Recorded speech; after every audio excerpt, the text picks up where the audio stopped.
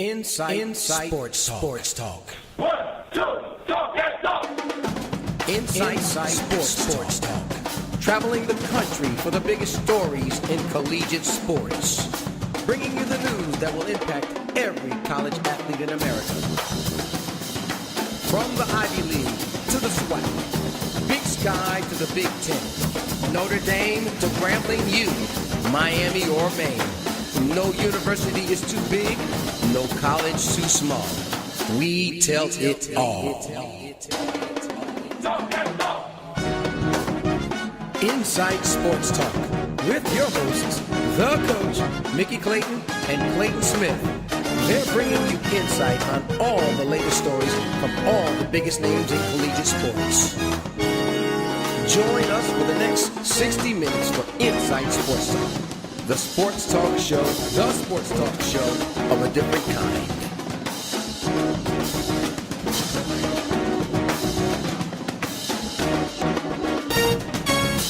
Hello, welcome to INSiiGHTS. This is your host, Mickey Clayton, the coach. On today's show, it's dedicated to basketball. We have two successful basketball coaches, one from the men's end, one from the women's end. Men and women's coach, they're going to represent Winston-Salem State University, head men's basketball coach Bobby Collins, and from the women, Johnson C. Smith, Coach Joyner from a basketball family. We're going to hear a little bit about life, issues, the coaches, their programs, their dreams, aspirations, what they want to do with their programs. They're going to give you some insight into them. And we hope that during basketball season you enjoy these two conferences, the CIAA, and how the men and the women coaches approach their business and how they go about trying to get the young men and young women who represent their institutions to do the things that are needed for them to be successful both on and off the court. Enjoy this edition of INSiiGHTS, Basketball Edition, CIAA. This is INSiiGHTS. 1, 2, talk and talk. What's better, bigger or smaller? Now, let's say a friend invites you over and they have a really big, really fun pool. And then another friend invites you over who has a much smaller, less fun pool. Which pool would you rather go to? Does the big pool have piranhas? I believe so. Does it have a dinosaur that can turn into a robot and chop the water like a karate ninja? Yeah. What? Why would it not? It's not complicated. Bigger is better, and AT&T now covers more than 99% of all Americans.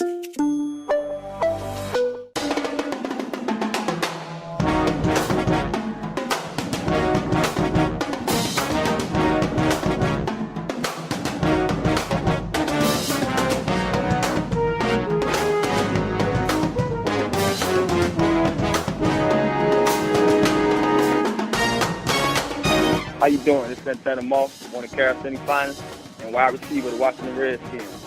Tune in to INSiiGHTS. Talk that talk. With me today, I have Steve Joyner Jr., who's at Johnson C. Smith University.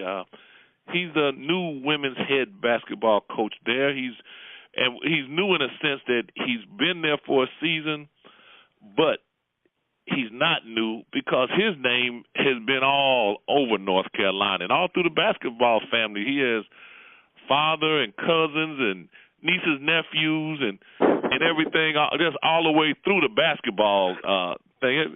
Coach Joyner, welcome to INSiiGHTS. Thank you for having me, brother. Always a pleasure to talk with someone like yourself.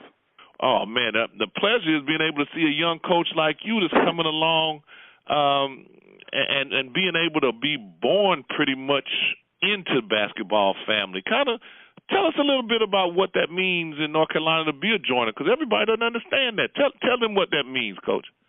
Well, basically, my father and his brother, Edward Joyner, made a pact when they were younger that if either one of them had the opportunity to get into coaching, that they would bring the other one on. And my father ended up being the first one to actually get into coaching, and he brought my uncle on here at Johnson C. Smith when they were on the men's side. My uncle was an assistant for my father for a couple of years, and then he ended up moving on and started his own head coaching legacy. And then later on, my dad's brother, Ed, his son, Edward Jr., ended up assistant coaching up under my dad also here at Johnson C. Smith, and actually was my assistant coach when I played for my dad here at Johnson C. Smith back in 97 to 01. Then he ended up leaving and going to Hampton University, where he became a head coach and is still currently the men's head coach at Hampton University. Then, of course, I did what any smart young man should do. I followed the footsteps that everyone else had laid for me and began my coaching career once I got out of college, which was first with my uncle. He returned the favor that my dad did for him. And worked with him at Livingstone College for 1 year on the men's side. And then from there, I've been on the women's side for the next 12 years. And now I'm here back at my alma mater, Johnson C. Smith, enjoying every minute of it. But that's pretty much what it means to be a Joyner here in North Carolina. It means you come from a bloodline of basketball. And that is so admirable. And in a lot of ethnic groups, they keep the family lineage in that area. If they're engineers, doctors, they come along in that same vein and make it easier, because by the time they're 13, 14 years old, they have as much knowledge and experience in it as somebody who's been trained in it. And it makes it easier. And if we can do that, where we have people that are lawyers and doctors, and they look after their sons and their daughters, and even in coaching, it'll make it a little bit easier for them. So I'm really proud of that, and what your family has accomplished, and I think is exemplary. I appreciate it. But it's definitely also because of the people that you come in and that you come across. Yourself being one down there at Florida A&M, somebody that I could always come to and bounce things off. So, it's in a sense of that, still that family, but then the family extends to that community. And if we continue to reach out and grab the one, coming up behind us, I think we'll continue to succeed and see young brothers and young sisters, continue to do promising things here in the future. And thank you for that. But, you were always energetic. You were cutting edge and always willing to get out and work and help Coach Gibson when you were here. And we knew that it would just be a matter of time before the opportunity would present itself to you. And it seems as if even in the family, you're the only one on the women's side of the ledger. Yeah, I'm the only one right now on the women's side. Now, my dad actually started out on the women's side. His first head coaching job was here at Johnson C. Smith, coaching women. I think he did that for about 8 or 9 years. Then he got the opportunity to take the men's job here at Johnson C. Smith, and he did that. But women's basketball gave me really my first opportunity as a full-time coach to get into the coaching game, and since then I've just fell in love with it, and every day continue to grow even more and more passionate about the game. So it's just one of those things where people always ask me, are you ever going to get on the men's side? I say, hey, when time is right and the Lord tells me to move, I'll move. But right now he's telling me to stay where I am and continue to thrive this way. Okay. Having played on the men's side and competed and done some coaching on that side, what are some of the differences that you found between the men and the women's program? I tell people all the time, I get that question all the time. I say with men, you're coaching egos. With women, you coach emotions. Sometimes you can coach a male player a little bit harder than you can a female player. But with the advances in women's basketball now and young ladies getting introduced to the game at an earlier age now with AAU and recreational ball, you're starting to see some of those young ladies that approach the game the way that the men approach the game now. So, and that definitely goes into, as far as recruiting, the type of young ladies that we try to look for, those that want to be pushed in this game and really understand where this game can take them as far as their future. And see, I got asked that question a lot myself. And one of the things I found that, guys tended to not really want to listen to fundamental work. Oh, I agree. You couldn't, it was difficult to tell them that because their athletic ability was so high that they thought that they didn't have to work on the fundamentals. Definitely agree with you. Hey, the women I thought were more coachable. They listened. Yeah. Now, that is true. That is true. The women definitely are more receptive to criticism and how they can get better and develop in their game. A young man has to fall a couple of times before he's going to turn around and really listen to what you got to tell him. Oh, yeah, and if something went wrong, it was always because he wasn't coached right. Exactly. Because the guys always thought, regardless of what, they could be the 13th man on an 11-man squad, and they thought they were going to play at the next level. Hey, everybody's a pro in some people's eyes. Oh, Coach. I said, son, what are you doing? I said, you shooting out of bounds. I'm working on my range. I said, son, you got a range right there in the paint. Shoot layups. That's it. That's your range. There you go. Go give me 25 in there, and you can shoot all you want to outside. You shoot all you want out there. I said, what are you thinking? You know, well, Coach, you worked at different levels. You worked at Division I. You worked at Division II. What were some of the differences that you found in it, if at all? But what were some of the differences you found? Well, definitely when you start talking Division I and Division II, your level of recruiting has to go up. So the talent level that you actually are recruiting and watching and interacting with is at another level. But the resources, and that's one thing that attracted me here at Johnson C. Smith right now, is I feel that we have a plethora of resources here to be a Division II. But that was one thing that I definitely loved at being at FAMU. You had Florida State right across the street. You had Tallahassee Community College. The Panhandle, as far as JUCO recruiting, was right there, so you were connected with that. So as far as just the resources of Division I is something that I definitely was glad that I was able to experience. But when it comes down to it, X's and O's are X's and O's. The game plan and the execution is the same. The better your team buys into your system and your philosophy and what they need to do to be successful, the more success you're going to have. I don't care what level you're on that. I think when in the end, all coaches are preaching the same thing when it comes down to it. Majority of the time, the Division I player is a little more disciplined than the Division II ball player, and I think that just goes into the upbringing and the coaching that they have at a younger age, and that's ultimately why most Division I kids are playing Division I basketball, is because they had that discipline at a younger age to make it to that level. But in saying that, we have a lot of Division I transfers here. We actually brought in 7 transfers this year, so that's something that we're trying to do here, is get the talent level up. But I would say above all, the main difference is the resources. Like us on Facebook. I liked it on Facebook. Follow us on Twitter. INSiiGHTS. Yeah. 2 I's in the middle. INSiiGHTS. All right, y'all. Trying something new. That's what it's about. Ready? Yep. It didn't look good, man. When I hear you talk about you trying new things, it's refreshing. Now, I'm going to be honest with you. When I play this back, you're not going to like it. What do you think that you're not good at? Technically, that was really bad. You're not bending your knees at all. Yeah. You locked up like a 2x4. Relax. Do I play basketball? No. But if you wanted to invite me, don't bend your knees, but let them loose a little bit. Wiggle, but not really too much. Back straight, but not really. Ain't you got somewhere else to go? No, I'm here all day. I would do it because that's me trying new things. Hello? What up, homie? I'm trying to relax. Kev won't leave me alone. Hello? Come on. And splash. Why you laughing? This ain't just sport, man. This is golf. But it's fine. We're trying something new. Yeah. Let me get that. Try it again. Let's try it one more time. 1, 2, talk that talk. You went in an area that I was really going to ask one of my questions, 2 or 3 questions down the road, but you told me about the 7 transfers. Tell me, Coach, what do you say to a dad whose daughter had a bad experience at a Division I institution, and you're trying to convince this father that it's going to be better at Johnson C. Smith? What are you going to tell that dad to allow him to feel like you're going to look after his daughter at Johnson C. Smith? Basically, what we try to do is one thing I like to say that we never do. Anybody that's been a part of my staff, we never negatively recruit.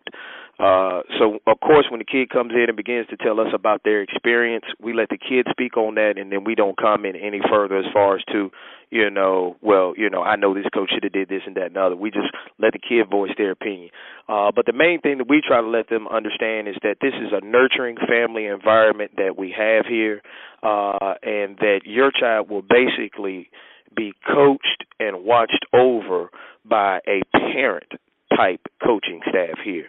Johnson C. Smith, with the size we have, not being that large, a private institution, It's one to where we pretty much know all the professors here. We know our faculty and our staff.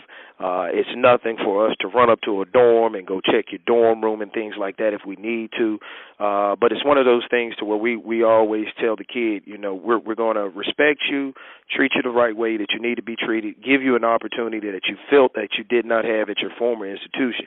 But at the same time, we're going to demand that you be the Division I athlete that we know you are. That's something that cannot come here and not happen. And I think the way that we went over a lot of those recruits is just the honesty that they see from us when they come on campus. It's you pretty much, the picture you get painted of us over a phone conversation is the picture that you actually see when you get here. And our kids that we have here on campus can basically back us up on that, to whereas if you take care of business, the coaches are going to take care of you. But if you come in here and you don't take care of business, then coach and then we'll get on you, treat you with that tough love. That's one thing that we've been talking about here lately is tough love to get you back in line, because we make one promise to all parents. When you drop them off, when you pick them up, they will be a better individual once you pick them up. Okay, that's a good answer, Coach. Tell me how important it is for you in your early coaching career and now to be able to have your dad as a mentor, to be there with him as the athletic director, to hire you and to be right there whenever you need him. Just, you know, my dad was critical for me in my development, and I don't want to talk about it from my end. I would love for you to share what that means to you personally and inside you to be able to talk to your dad and be there with him. You know, most people would probably think, you know, we interact every day, but my dad has always been one to where he wants his children to flourish on their own. So unless I pretty much go to him, he never really comes to me. But it's funny you asked that question. The other day, we practiced after his team. So, of course, he was in the gym as we began to start. And we're coming off, you know, a 0-2 start, and you know me, young, fiery head coach. I'm ready to get in there and get after the kids, and he just I just felt his aura looking at me, and it made me look up, and we caught eyes. And without him even saying a word, it was pretty much, you don't need to say anything. Don't go into a long speech. Get your practice started and get some work done. Because if you go ahead and start talking right now, you might lose them and lose another day of practice. And, I mean, it was without any words. Just his look was able to just let me know, come on, let's go ahead and get started with practice. And we ended up going from there, and this was probably about 4 or 5 days ago, about 3 or 4 days ago, and we've actually had our best 3 or 4 days in a row of consistent practice that we've had this year. So it's one that I cannot speak enough on or give enough praise to, but, you know, just to know that you have someone there that you can go bounce anything off, or when you make the wrong decision, that someone's going to be honest with you and upfront with you and give you the political side of his job and his role, but at the same time come back and give that fatherly side. So it's just one I can't measure it. It's just something that I'm grateful for. I'm glad to have it, and wouldn't trade it for the world. Okay, you also you played for your dad, didn't you? Now that just wasn't as easy. It's easy to coach with him than play for him.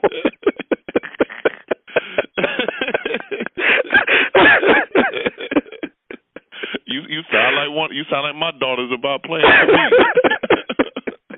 I definitely understand their pain. I can tell you that. Oh, one of my daughters said, you know, I always wanted to play for my daddy, and she said, I always wanted to play for a hard, disciplined coach. I just didn't want him to be in the same person.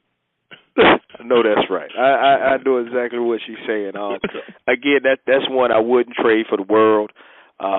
You know, we had some hard times. My freshman year, I was a third string point guard. First string got hurt. Second string really couldn't produce the way the team needed it produced. And I'm sitting here thinking, you know, here's my opportunity. I'm at least get a chance in practice. And he walks in practice, and the first thing he says is, starting 2 guard, go to point, back up 2 guard, you're going to start now. And I'm like, hold on, where was my opportunity in this? So I'm automatically back third string when I'm thinking I'm finna get a shot at first string. But with all in that, you know, lessons were learned.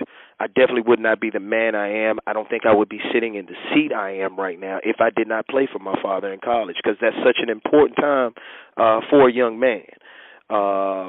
If you're able to get through junior high and high school and survive, college is that next level to where you really decide, what you're going to be in the future. And I can't sit here and for sure tell anybody, definitely Steve Joyner would be the Steve Joyner he is right now if he did not play for his father in college.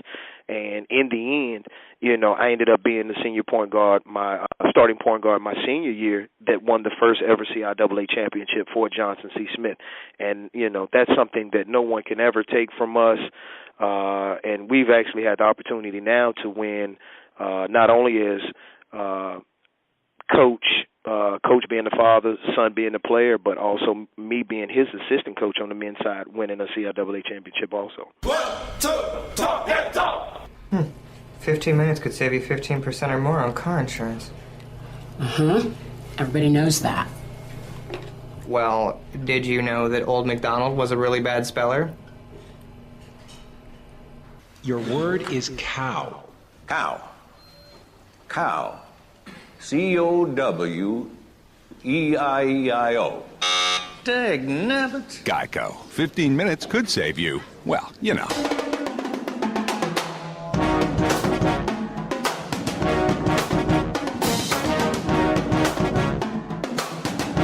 Alexander, men's basketball coach at North Carolina A&T State University, and I'd like to certainly promote you all listening to Mickey Clayton on INSiiGHTS, and please talk that talk. It's a great program, and it's going to give you knowledge on not only sports, but on life in general. When you played for him, Coach, when did you really begin to understand what he was doing? I'd say it was my junior year when I really hit my low as far as to bucking the system or really not understanding what he was trying to do. I kind of waited my time to really, have my shine and start and things like that. And junior year really wasn't looking like it was going to happen again, so I began to get frustrated. But we had an old, wise veteran coach by the name of Welcome T. Moten. And he actually played for John McLendon at North Carolina Central, who we all know is a legend in black college and in basketball, period. And Welcome T. Moten pulled me to the side one day and said, "Son, who is that man?" And he was pointing at my dad, and I said, "Coach." And he said, "No, son, who is that man?" And I said, "Coach."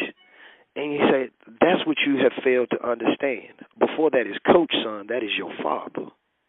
Then you must understand that is coach. So before you respond to what he's saying as coach, look at him as father and understand that he will never steer his son wrong." And after that, things began to flourish. So that's when I kind of really understood that, he's coaching me, but he's also, as a father, preparing me to be the man that he thinks I should be moving forward. And it just happened to be, again, through the game of basketball that he was able to teach me that. And chances were, Coach, you were probably a little rebellious. Oh, I was very rebellious. I won't deny it. No, early on I probably would have denied it, but now I'll admit I was a little rebellious. I wanted to play, Mickey.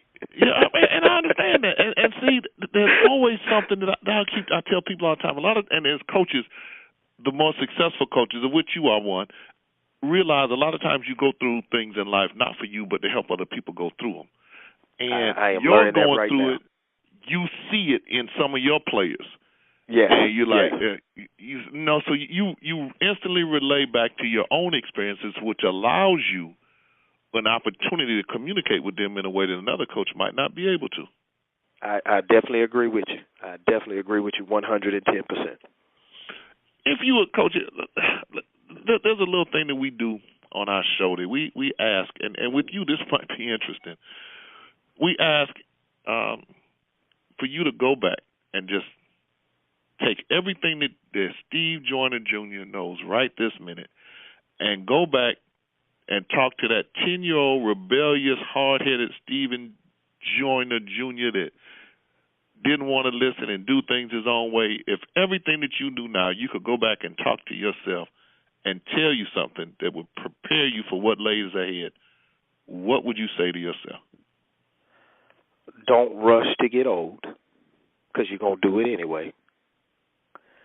And 2,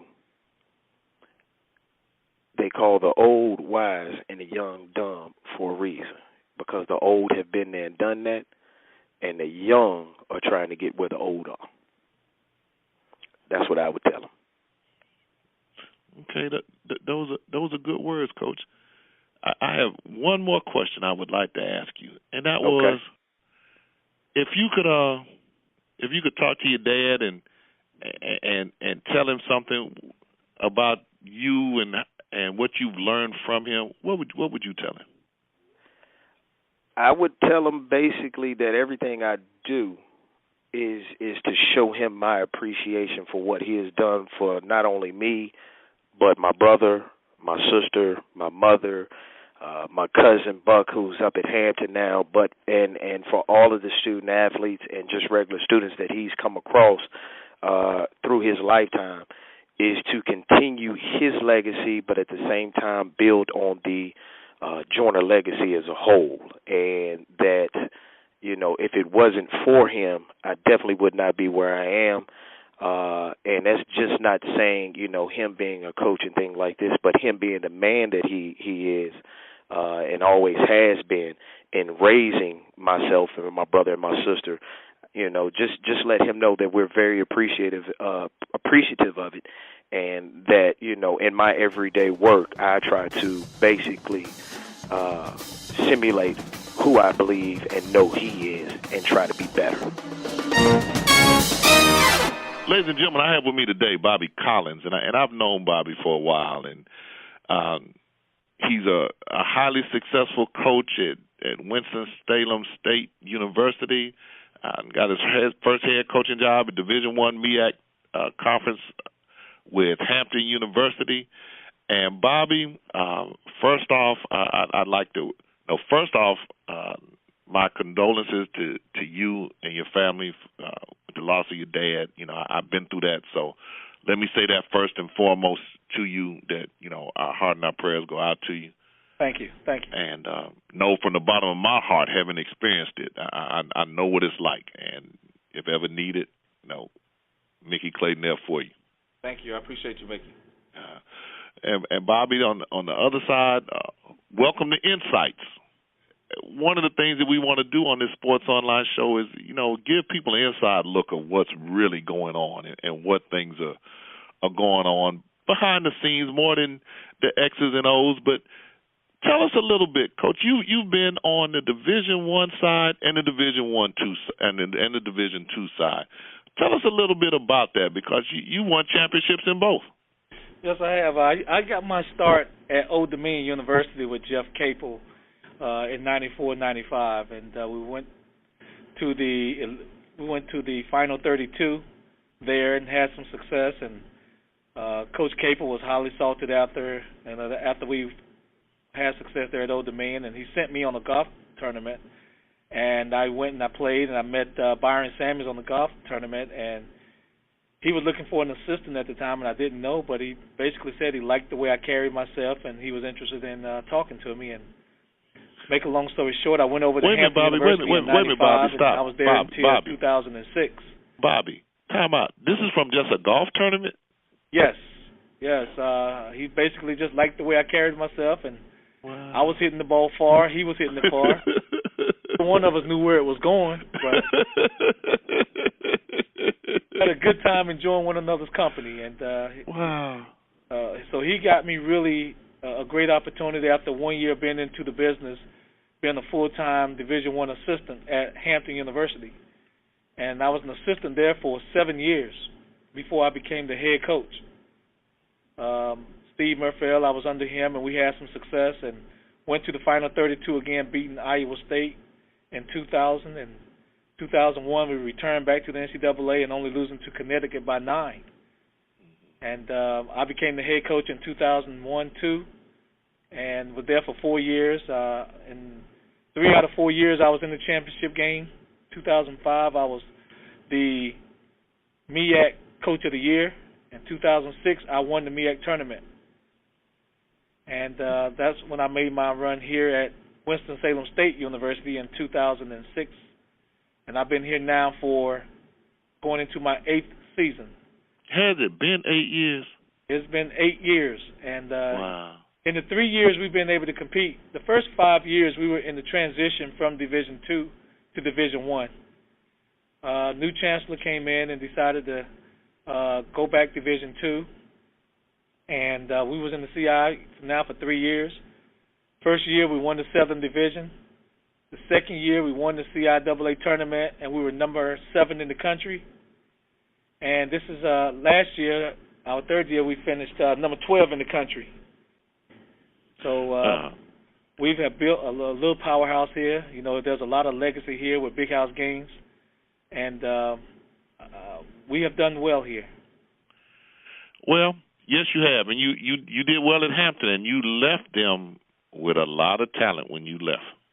Yes, sir. I mean, they came back and they won the MEAC the year after that.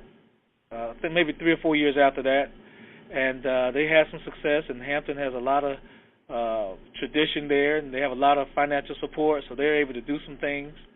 And Coach Joyner has done a very good job up to this point. Right. I remember my daughter was there playing on the Lady Pirates team, and I would be at practice just watching them, watching the boys' team play, and I just was mesmerized with the amount of talent that had been assembled there. They were pretty deep. Oh yeah. It was able to get some players in there, and they're going to do well. Well, you've been able to recruit those same caliber of players at Winston-Salem. Tell me something, Coach. What is it you look for in a potential recruit for you above and beyond basketball ability? Well, we all like to have good kids. You know, we've set our goals here at Winston-Salem State, and we did it as a team. And when I talked to them and asked them what was the number one thing that we wanted to focus on, the first thing that one of the kids said, Coach, I think we should all have a strong spiritual foundation. And I was impressed with that, and they all embraced that, and all said, okay, so we embraced that as number one. Number two, one of the guys stood up and said, I think we all should be good people. So we embraced that, obviously, and I embraced that in a hurry because that's why I do what I do. I want to recruit good people. I want them when they to leave here to say, Coach Collins was influential in my life right now. That's the reason why I married him with a family and have a career. Number three, we said we wanted to have a good, strong education, and they wanted to do well. Number four, win the CIAA tournament because in this league, in Division II, the CIAA has the third largest tournament output in the world. Mm-hmm. A very strong following in Charlotte, North Carolina. So it's very impressive to win that CIAA tournament. Mm-hmm. And number five, we said that we wanted to make a run for the national championship. The last one was won in 1967 when Earl the Pearl Monroe was here. Wow, those are pretty good goals that your team set, Coach. Yeah, they set them, so I'm holding them to it, and so we're gonna be committed to trying to achieve each and every one of them. Okay. Tell me this, Coach. Let's say you've been at Division II, you've been at Division I. What are the differences in, if any? What are some of the differences that you've had in terms of coaching at each level? Well, the difference is financial. As far as the basketball side of it, there's really not a difference.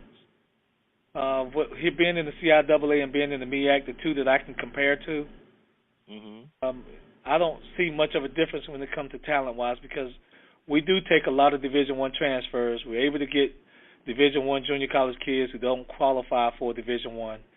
So our talent level are pretty much the same. Okay. But financially, we're not able to travel and go the night before some games, and really that's the only difference. Okay. Because I would love to play more Division I schools, but you know most Division I schools in this area won't play. So they don't want to play you, huh, Coach? Well, they haven't put us on the schedule. I'm gonna put it that way. Always politically correct, Coach Collins. He worded that very well so that everybody really understood what he was saying there. Right. Okay, Coach, you picked to win the CIAA this year, how do you handle the expectations put on you by your fans and your administration?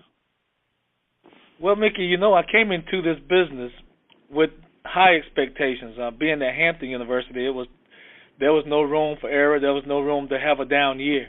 Mm-hmm. So I'm used to working under pressure.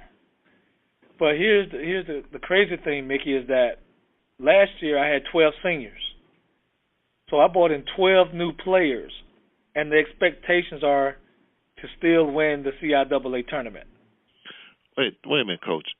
You lost 12 players, 12 seniors, and brought in 12, and you still expected to win. I brought in 12 new Coach. players. Wow. And my colleagues have picked us to finish number one. Now, I guess that's a lot of respect for the tradition here at Winston-Salem, and the groundwork that has been laid. And I contribute a lot of that to the program that my coaches and myself have built, that every year you know what you're going against. It's a program. It's not just we bring in a group of players in and we're just going to play. I want to put a system in place, and I try to recruit kids that can fit my system. Well, Coach, I'm just going to call a spade a spade. When you get picked like that, then they're picking on the person that's on the sideline. They're betting on Coach Collins. But Coach, you've been a coach. Ability. You get all the blame, but you get none of the credit. Oh yeah, now you know that's how it goes, Coach. You know that's how it goes. All the blame and none of the credit. The players get the credit. You get the blame. Oh, you're right about that, Coach. Coach, we have a segment on our show that we call Conversation with Myself, and on it, I would like if Bobby Collins right now today was able to get transported back in time and talk to the 10-year-old version of Bobby Collins and knew all of the things, good and bad, that you've been through, that you were able to sit down and talk to yourself about to prepare yourself for what was ahead, what would you say to 10-year-old Bobby Collins?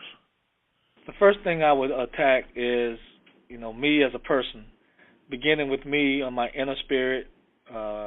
Family-wise, I'm not married, Mickey, but I would have loved to have had a family 10 years ago.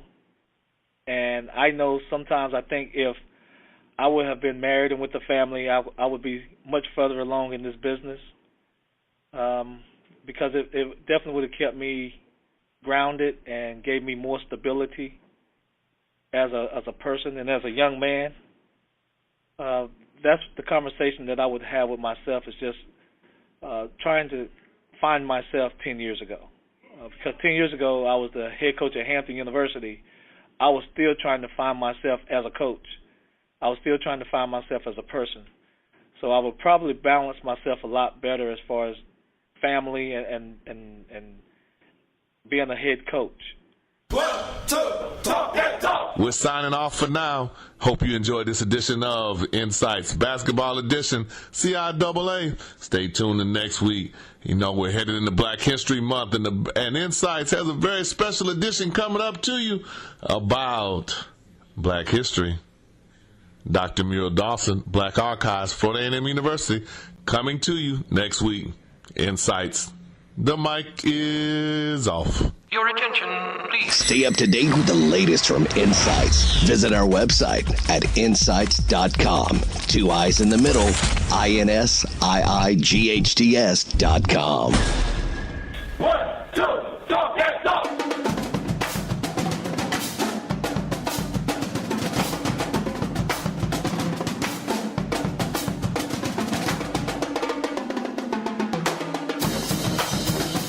Thanks to the crew. Alvin Hollins, our director and sometimes co-host. Clayton Smith, our co-host. Arnett Moore, our music producer. Julio, the voice of one, our blogger. And our producer, Gerald Tooks of G Squared Productions. Talk to you soon. Insights.